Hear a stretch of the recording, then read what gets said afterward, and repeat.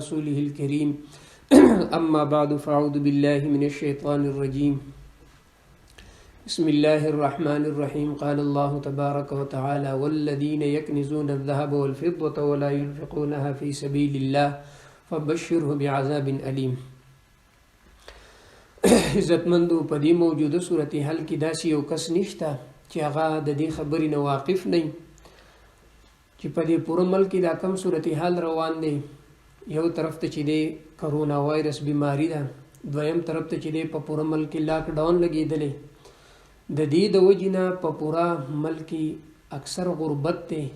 بعضې داسې خلک ول چې هغه به د ورځې دیاړي کوله، ماښام ته به هغوی ته څه پیسې میلاوېدې، خپل ښځې بچو له به چې دی په هغې باندې رزق وړو. اوس خو لاک ډاون لګېدلی دی نو کار د دغې غریبانانو هیڅ نشته. نو مونږ چې څومره خلک صاحب استعداد دي، صاحب حیثیت دي او صاحب نصاب دي، نو د الله جل جلاله د طرف نه په هغوی باندې یو فرض حکم زکات ورکول دي. لکه قرآن کې هم الله جل جلاله هر ځای کې ذکر کړی و اقیموا الصلاة و آتوا الزکاة، مونځ قایم کوي او زکات ادا کوي. بخاری شریف کی روایت ته بنی الاسلام علی 5، د اسلام بنیاد چې دی په 5 خبرو دی. لاولنې شهادت الله اله الا الله، لا اله الا الله گواهی ورکول، اقام الصلاه منځ قائمول، و ایتاء الزکاه دریم نمبر زکات ورکول. عزتمند زکات چې دی دا د الله جل جلاله د طرف نه فرض دی. نو چې کم خلق صاحب نصابی هغه خلق لره پکار دي چې په دې وخت کې خپل زکات غربا او فقرا او مساکین لره ورکی. زمون بعضی خلک خپل زکاتونه روجي ته ایساري او بیا په روجي کې ورکي. په دې اعتبار سره چې په روجي کې ثواب ډیر دی. عزتمندو د الله حکم ته قتل پکار دی. الله جل جلاله ډیر غفور الرحیم دی. په دې وخت کې مونږ لره پکار دی چې د چا وخت د زکات پوره شوی کال نو هغه دی روجي ته نه ایساري، بلکې دا زکات خپل مخکې ادا کی. تر دې پورې چې فقها ویلي هو دي چې زکات ادا کول چې په چا باندې فرض شي نو هغوی لیکلي دي چې مفتابهي قول دا دی چې دا علی الفور فورا چې دی واجب دی. ځکه چې طحطایي والم لیکلي دي چې وهي واجبة علی الفور وعليه الفتوى.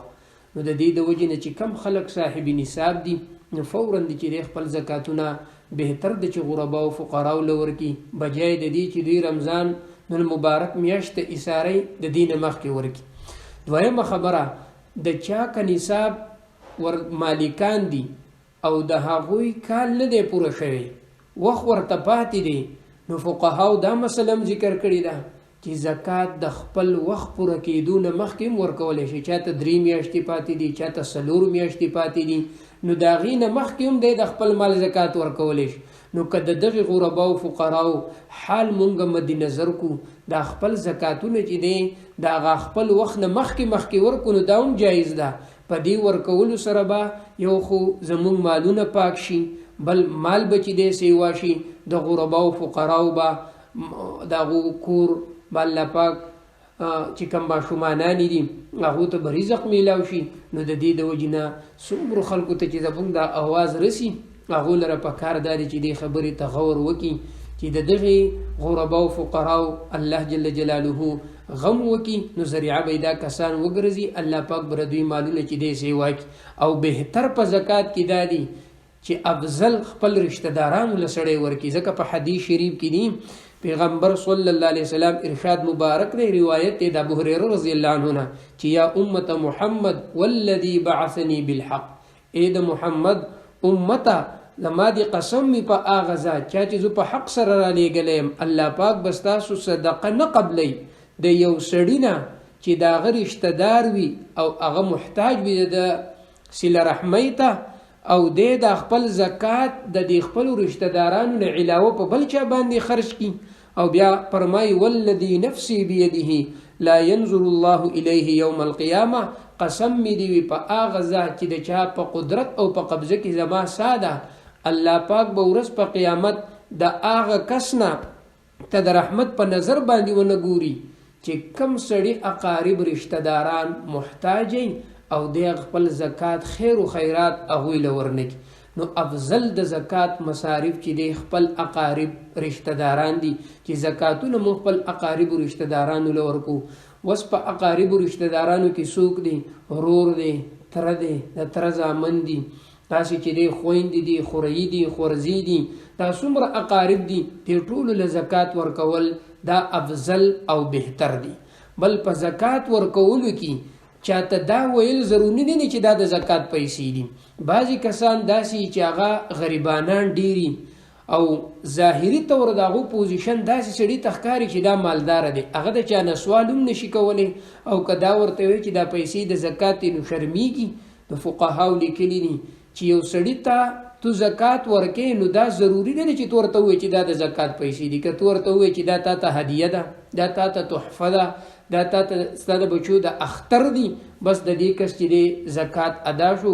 دا مسله فتاوی عالمگیریه ذکر کړې ده، شامی ذکر کړې ده، فقهاو ذکر کړي چې په دې طریقې سره به د د زکات ادا شي او د دې سره مونږه نیت خپل برابر کو د الله جل جلاله رضا زمونږ مقصودی.